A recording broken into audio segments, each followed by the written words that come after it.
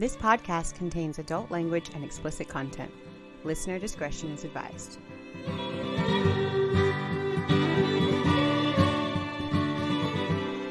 Hi, I'm Grant. And I'm Erica. And this is From Crime to Crime.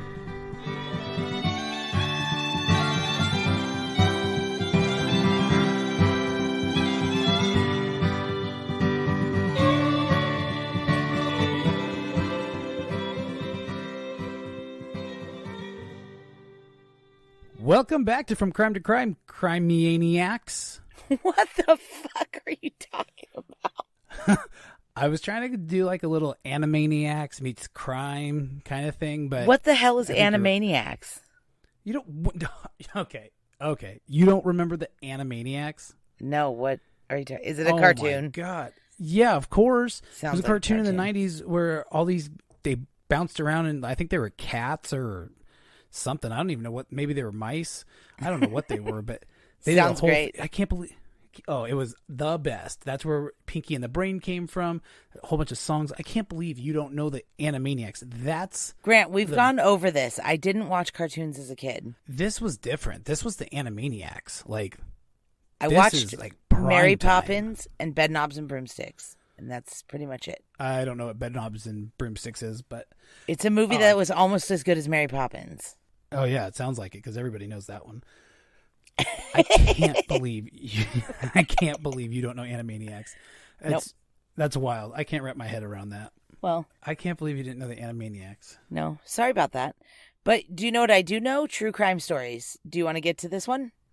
I do, but I also want to judge you a little bit too. But Sorry. we can jump into this one.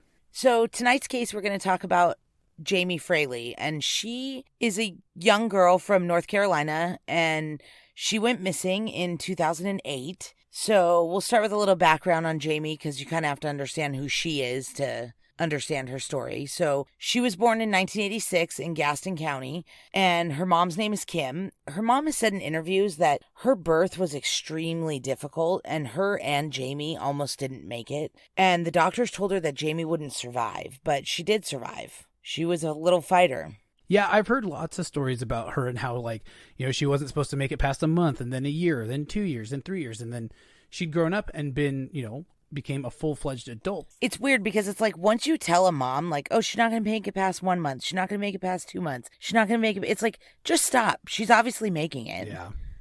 Yeah. But I get it too. Like, you want to be, you know, upfront and honest with them so that they're not surprised. I guess. She did have some physical and mental health issues, though, throughout her life. And Jamie mostly suffered with anxiety, and she was diagnosed with bipolar disorder as a teenager. And she struggled off and on with getting her medication right. And like most people do who have bipolar, you know, she was sometimes on, sometimes off. And she was also a very small, petite person. She was only about 4'8", 4'9", and somewhere between 85 to 90 pounds. Yeah, that's tiny. That's a very small person. I feel like, isn't that how tall Furby is? No, apparently she thinks she's like 5'2" or so, but I give her a solid 5 foot. I'm like, if she's 5'2", I'm 5'7", so that works out. I give you a solid 5 foot too, so. Yeah. Anyways, by 2008, Jamie was 22 years old, and she was trying to gain a little bit of independence from her mom. She had depended on her mom her whole life, and she was living on her own finally at the Copperfield Apartments in Gastonia, North Carolina, which was about an hour away from where her mom lives. And she didn't drive. So she also was on Social Security, and she had something that was known as a provider who was assigned to help her with her finances and her health care and pick her up and drive her to doctor's appointments and stuff. It was almost like a social worker is the way I understand it. Yeah, kind of like a helper, but calling it a provider, it's a weird way to describe it, but that is kind of how her provider has always been described, is a provider. Yeah. But Jamie also had a fiance named Ricky Jr., or as I like to call him, Little Ricky for the I Love Lucy fans in the house. Hey, I've seen I Love Lucy. Oh, congratulations. You've seen the most popular show ever in TV history. Great. They'd been together for a couple of years, and they were already pretty serious. They were living together at the Copperfield Apartments in 2007. Yeah, which is crazy because everything I've heard says that when they met in 2006, they just like immediately were head over heels and they were going to get engaged. And nobody could tell her anything about, hey, slow down, take it easy. Like, she was just not hearing any of it. She was going to marry him, and that was the end of it. I wonder if he was like her first real adult relationship. I wonder if that's why she locked in on him so quickly.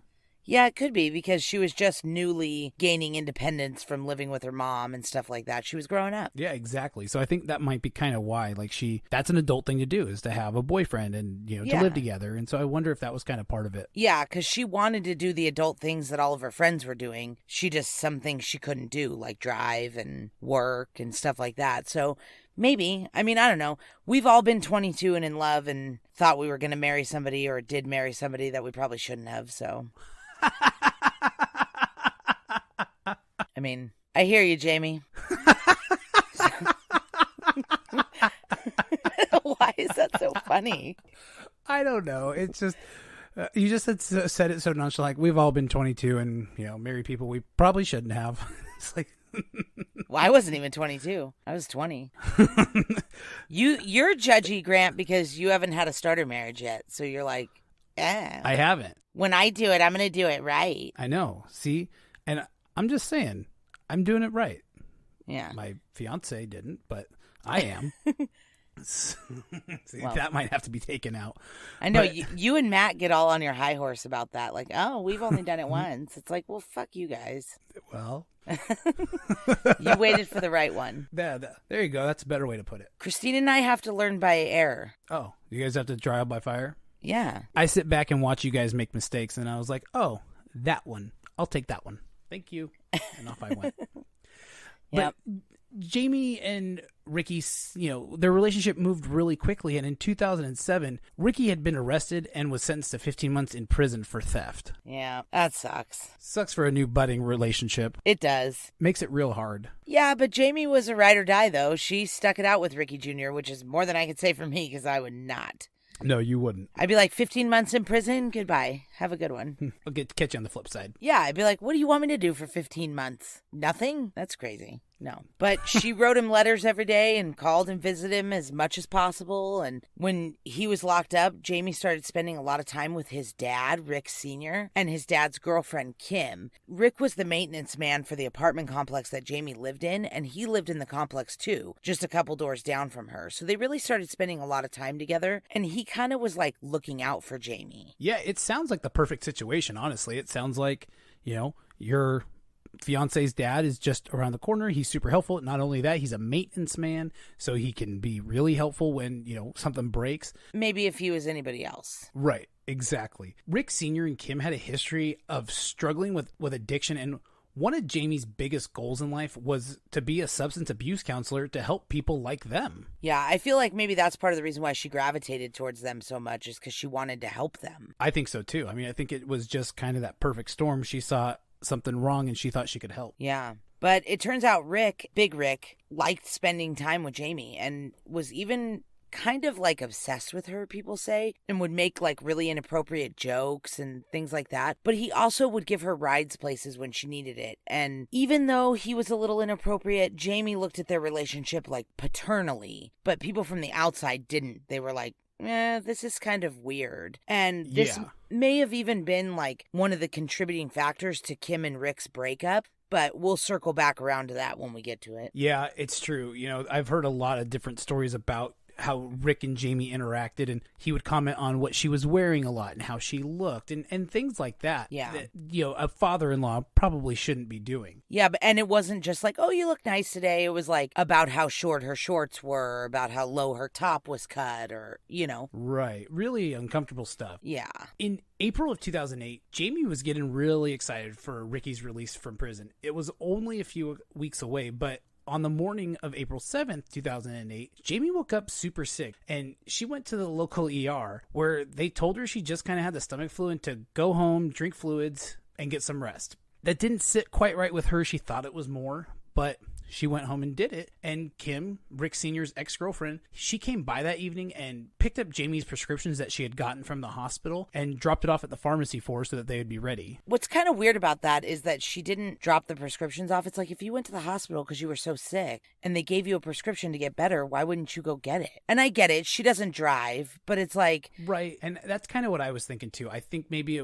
someone picked her up. They were on a time crunch. Hey, I got to get back. We'll get them, later tonight or something. And, I can understand if she just had the stomach flu, why you kind of put those off. It's not like she had something that was life-threatening and, oh my gosh, you have to have this reversible thing. So, but it does seem pretty bad because around 10 o'clock that same night, Jamie was super sick and getting worse. And she decided that she needed to go back to the ER, which, I don't know. That's what I'm saying. Like, why not try the prescriptions first? Like, they gave you a prescription already at the ER. But either way, she didn't think it was going to help. And maybe she thought there was something worse. Maybe she thought that it wasn't the stomach flu. And that's kind of what I've always thought, is that she didn't think it was the stomach flu. She thought it was something else. And so she was going back for a different diagnosis. I think that's why she didn't rush to get those things too, is she didn't think she had the stomach flu. Yeah. So she didn't drive, obviously. So she had Rick Sr. take her to the ER.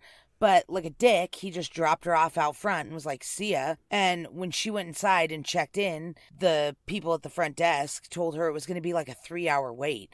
And Jamie said, forget this, and didn't want to sit in the ER throwing up and shivering all night. So she called another neighbor to come pick her up, because when she called Rick Sr., he probably wasn't even home yet from dropping her off. Well, it's 2008. You'd think he'd have a cell phone by then, but, yeah, but still, he didn't answer. Yeah, so she called another neighbor to come pick her up, and this neighbor dropped Jamie off at her apartment around midnight and said that the last time he saw her, Jamie was walking in the door of her apartment. And we believe that because there's more activity with her after that. So we know she made it home from that hospital trip. Right, exactly. And Jamie called her mom. She was really close with her mom, and her mom offered to come to her house and, help her out if she was going to be that sick. But Jamie had a really important meeting the next morning with the Social Security office and with her helper, her provider, and she was supposed to get picked up in the morning by her provider and take her to the meeting because she didn't want to miss it. Yeah, because the meeting was supposed to be about her getting her independence. She wanted to be able to take control of her own finances, but because she had this provider, the provider took care of her finances. So the meeting was literally about her getting her independence. So calling out sick, even if she was really sick, probably wouldn't look that good on trying to get your independent, trying to say that you're capable of taking care of yourself. Right, exactly. So around 2 a.m., though, she called another friend. They talked on the phone for a while, and she told that friend that she was so sick she had to go back to the ER. She didn't mention to her friend who was taking her to the ER, but she mentioned a few things like, I gotta go, he's here, his truck just pulled up. So there's been a lot of talk about it being a guy driving a truck, but she didn't say who it was that was picking her up. Yeah, exactly. And that's kind of the last we hear from Jamie, because the next morning her provider went to her apartment to pick her up, but she didn't answer the door and she missed her appointment. So as it would turn out, she never made it to the hospital that last time either. The provider, for some reason, waited until the next day to call Jamie's mom and let her know that she was missing, or that she had missed her appointment. But I get this too. I understand why. Why? Because the provider, she knows that Jamie's kind of, going for her own independence and things like that. Maybe she stepped out. She knows that she but it's literally her hangs job out with Rick Sr. to take care of Jamie, to pick her up and get her to appointments. I get that. Because as of right now, the state thinks that Jamie can't take care of herself. So she literally has a social worker provided to her to take care of her. So if that person can't get a hold of her, you would think the first thing she would do is call her emergency contact. Yeah, but she's also an adult. So I don't think it's that weird. But she can't take care of herself. I don't think it's that weird, because I think Jamie can take care of herself, and her provider knows that. And I know how important this meeting is, but it doesn't raise red flags to me that I would go running off like, hey, she didn't answer the door or anything like that. But maybe I'm just irresponsible. I don't know. I think that that's ridiculous. I mean, her job is literally to provide help to Jamie because the state doesn't think she can do it on her own. And she came. She came to work with Jamie. So she came to do her job, and she probably had other things to do for other people, and she moved on to the next. Yeah. This is her job. I totally get it. And nobody in that situation, well, I think you and I might, because we host a true crime podcast, but most people in that situation probably aren't thinking what we would be thinking there. But that's, to me, what's weird is you're like, oh, she had other things to do. It's like, nope, she was supposed to be with Jamie at that appointment. So she didn't have other things planned. So it's like, what'd she do for that 2 hours? Go get her fucking nails done? Like, maybe. Yeah. Yeah. I mean, it's like, I just don't love that. To me, there's some problem with this. Like, either that lady wasn't doing her job, or there's more to that story. I think there's a piece of it that she wasn't doing her job. That's kind of what I've gotten from that, is that she wasn't doing her job. But I understand, too, that she was just like, cool, free afternoon off, whatever. I'll hear from Jamie. Probably not thinking the worst. Maybe her mom ended up taking her. You know, that's kind of the headspace I think is going on in the provider's head. Yeah, well, it turns out that sucks. Because by the time her mom finds out about it, it's a day or two later. Her mom decided, oh my God, and started calling Jamie. Jamie wasn't answering. So her mom lives an hour away. So she called the local police while she was on her way to Jamie's apartment. And when the police got there, the apartment manager had to let them in because her door was locked. And the police went in, said nothing looked amiss, and left. So by the time Jamie's mom got there, her and Jamie's cousin, I think, was with her. Was it the cousin? Yeah, it was the cousin. Yeah. So her and Jamie's cousin go in, the apartment manager lets them in, and they immediately notice things are amiss. Jamie's purse and wallet and ID and keys, everything are all still in the apartment, even though the apartment was locked. Yeah, that's the weird thing, is that her keys were still in the apartment, because obviously if she was going out, she wouldn't have locked the door behind her without her keys. Yeah. The only thing about that is she was very sick. So true. She could have just been a little disoriented, but it is weird not to take your purse and your wallet with you when you know you're going to the ER. Yeah, like, exactly. You need your ID. You need your insurance card. Like, that's weird. And then her mom and her cousin also found in her apartment her tennis shoes that she always wore. She had like a pair of tennis shoes and a pair of flip-flops. And the tennis shoes were in the apartment with no laces in them, which Jamie wasn't known to wear them without laces. They always had laces. And then her flip-flops were not in the apartment. So they're assuming she was wearing her flip-flops. That would make sense. I would think to go to the ER, she would have put her shoes on. But again, maybe she's super sick and can't, go through the effort of putting shoes and socks on. I get that. Yeah. That doesn't. I mean, I wear flip-flops in December, so. I would want to cover up and be closed-toed to go into the ER, but that's me. Yeah. So everything's in her apartment. Her keys, her wallet, her purse, her ID.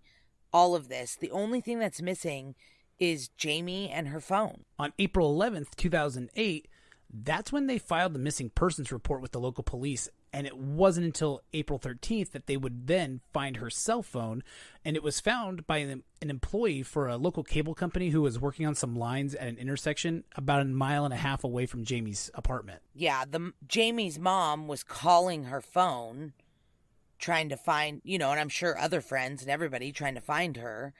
And this guy says he was working on some lines and he just heard a phone ringing in the median in the middle of the intersection. He was like, what in the heck?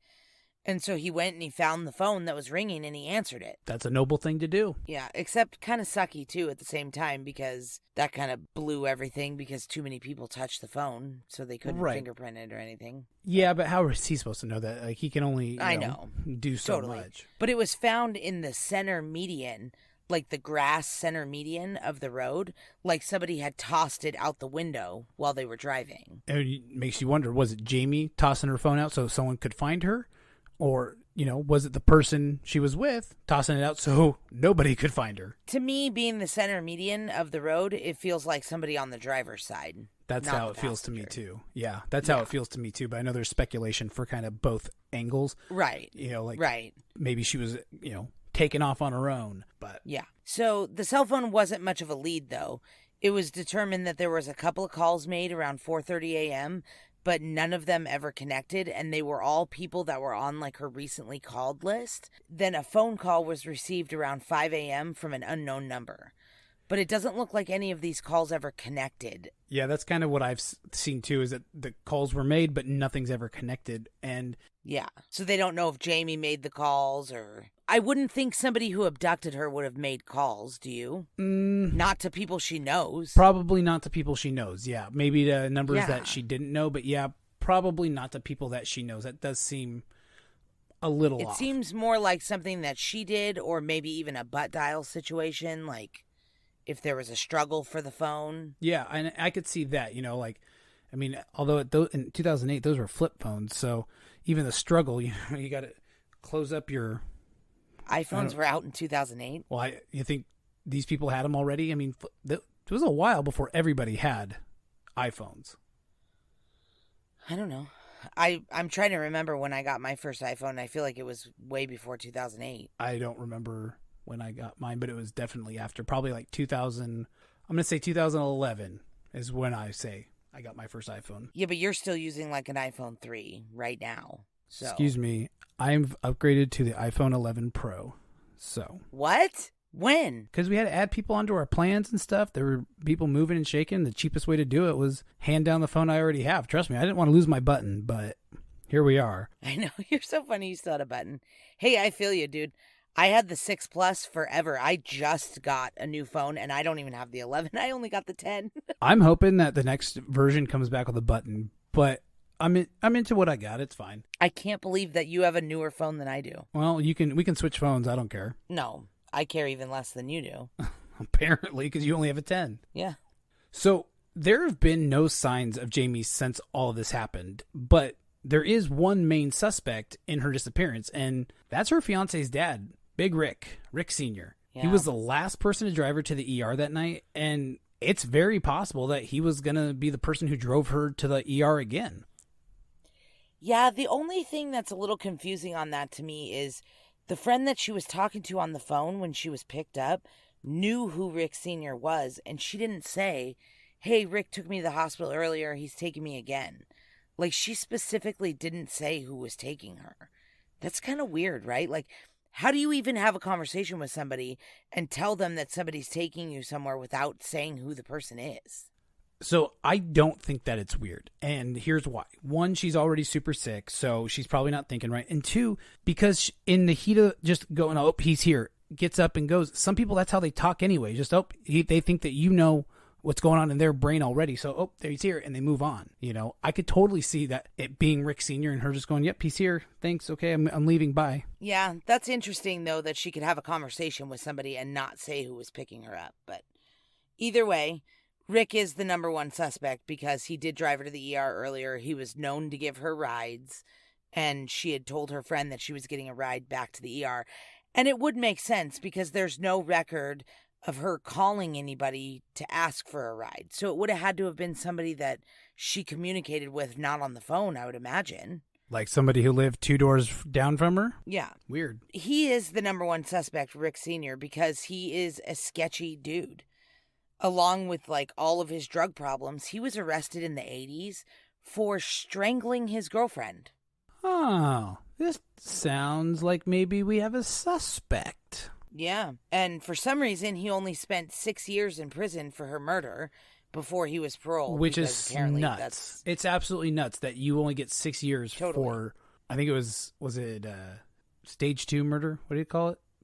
Stage 2? Degree 2? Second degree. Second degree. There, hey, see, I got there. I was on my way.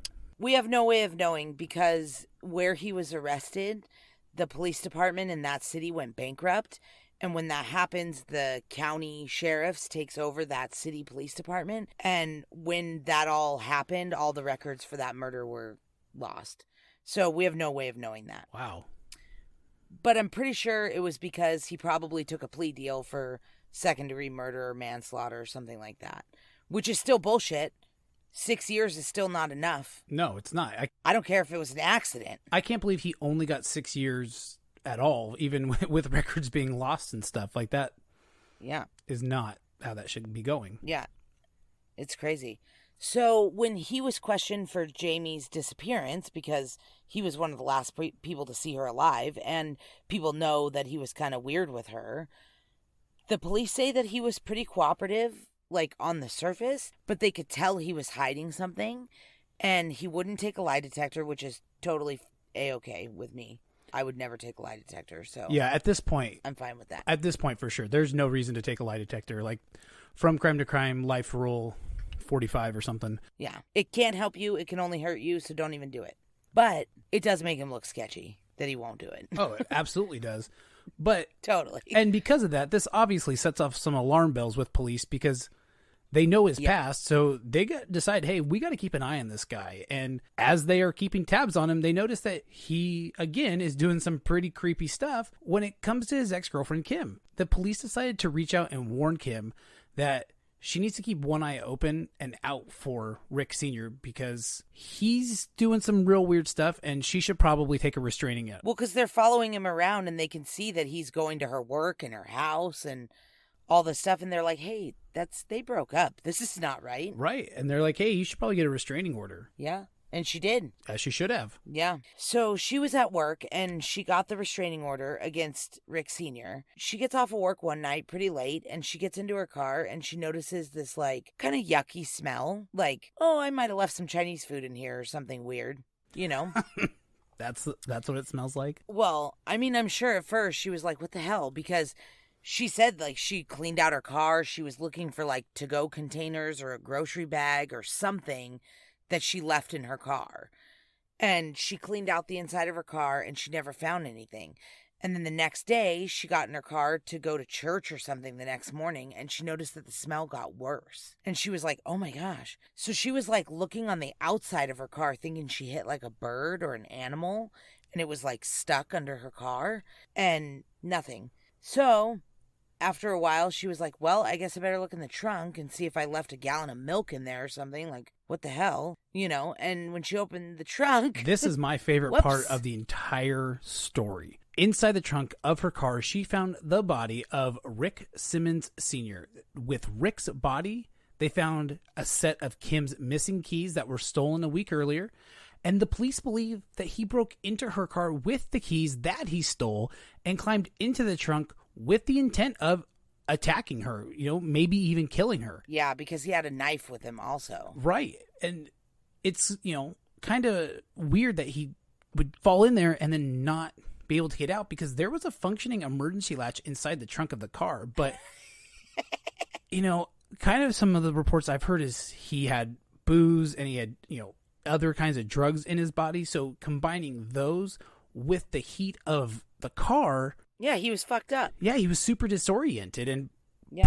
probably ended up dying in the trunk of heat stroke. Well, he didn't probably. That was his cause of death. Was right. stroke in the trunk. Right. He did die of heat stroke in the trunk and, you know, all of that so that he could ambush Kim. But the heat stroke obviously disoriented him enough that he couldn't even find the latch to, you know, get out. And the cops tested the latch. After they found his body, they tested the latch, and the latch was totally functioning. So this idiot could have totally gotten out of the trunk when he started to get too hot, but he was just like drunk and died. I know. Which, thank God for Kim. Yeah, absolutely. Absolutely. Yeah. Like, what a crazy thing to do. I mean, you have the smell. You're never expecting it to be that, you know, not No only kidding. that, but that of somebody you know. Like, what a, oh my gosh, what a terrifying. Well, and somebody who's been stalking you that you have a restraining order against. It's like, imagine the mental shit that she had to go through after that, knowing that he was in her trunk. Oh, yeah. She doesn't know how long he was in there, or if that was the first time he had done that, or, you know. It's true. But you know, maybe he was just lying and waiting, you know, several times, Yeah. and then this was the time. Yeah. So if Rick Sr. had any answers about Jamie's disappearance, he took them with him to his grave because, you know, he was dead now. So they're not getting anything out of him. No, he's pretty quiet now, tight-lipped, if you will. Yeah. Like Thackeray Binks. And the saddest part about that is that he probably knows, you know.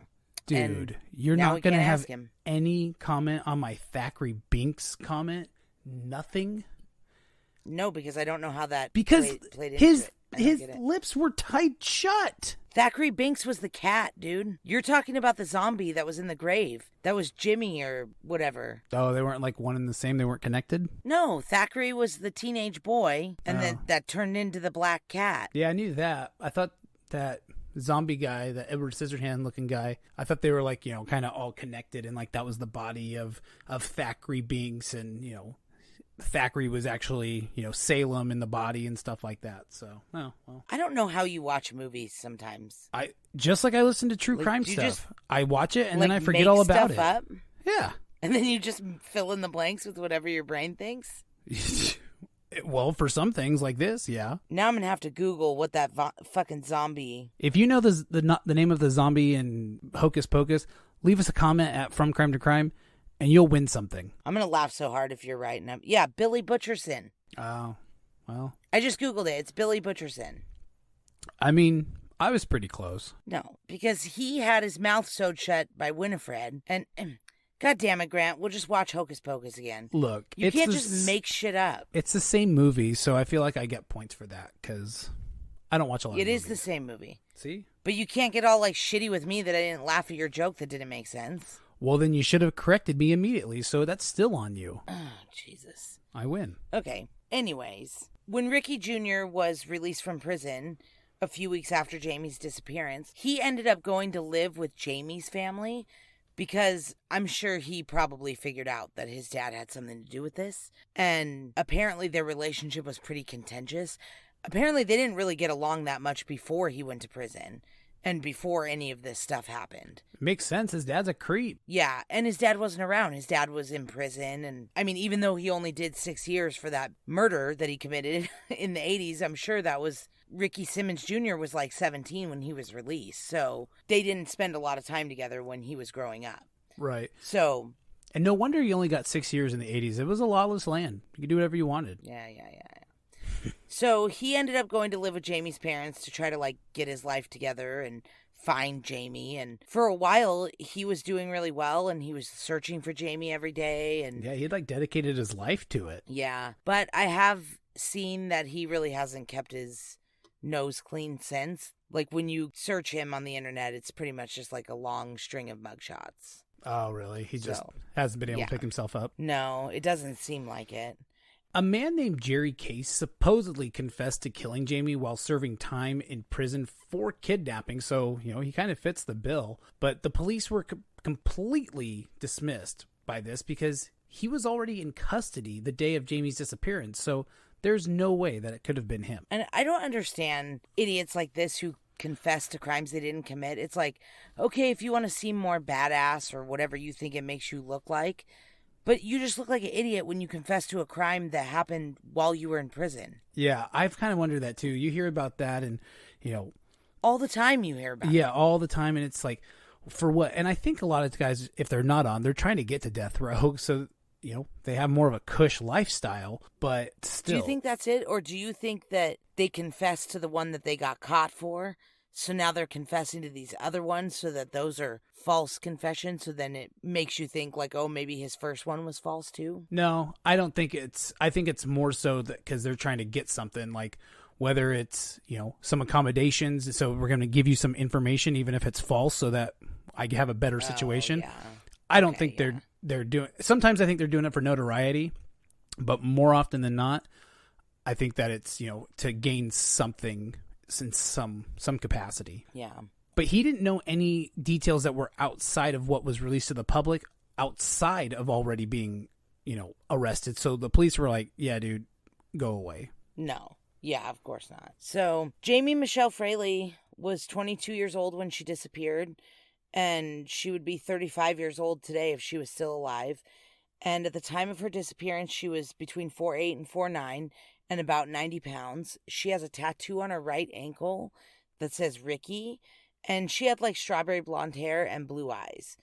If you have any information regarding the disappearance of Jamie Fraley, please contact the Gaston County Police at 704-866-3321 or Crime Stoppers at 704-861-8000. Or send us an email at fromcrimecrime@gmail.com and we'll send it along anyway.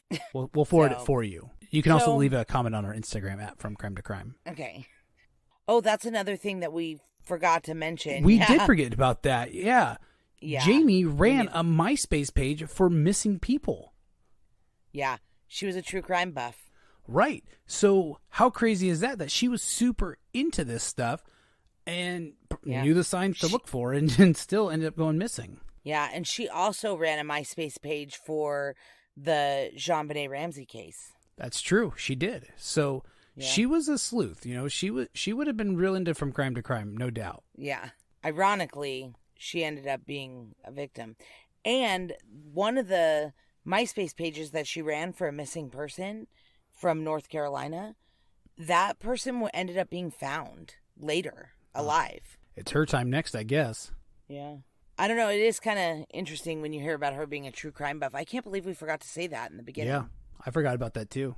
So it does seem obvious that Rick Sr. is the most likely suspect, obviously. He definitely But since is. he's dead, we'll probably never know unless he had an accomplice. I could see the neighbor being his accomplice and, maybe helping out in that kind of a situation. And, maybe Rick was in that van or in that truck or whatever. And, the attack happened that way.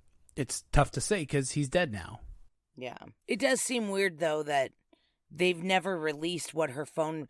they've said she called her mom and her friend, but they've never said that she called anybody else between.